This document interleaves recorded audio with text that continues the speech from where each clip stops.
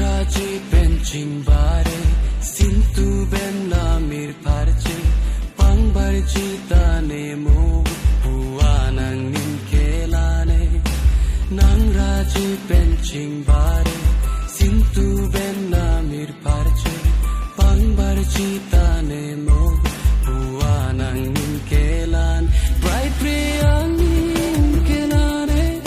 manim bright plere buke nangan vetlang supirte nang mone lane kai kene singve prayune detlone ne singve prayune detlone nang raji benching bare sintu ben la mir parche pang barji tane mo buanang nin kelane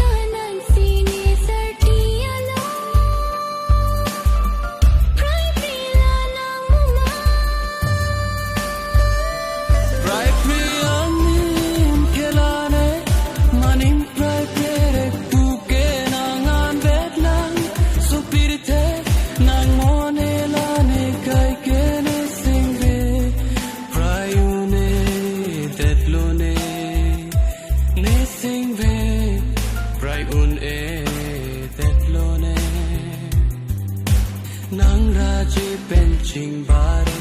sintu ben la mir parche pang barji tane mo buanang nin kelane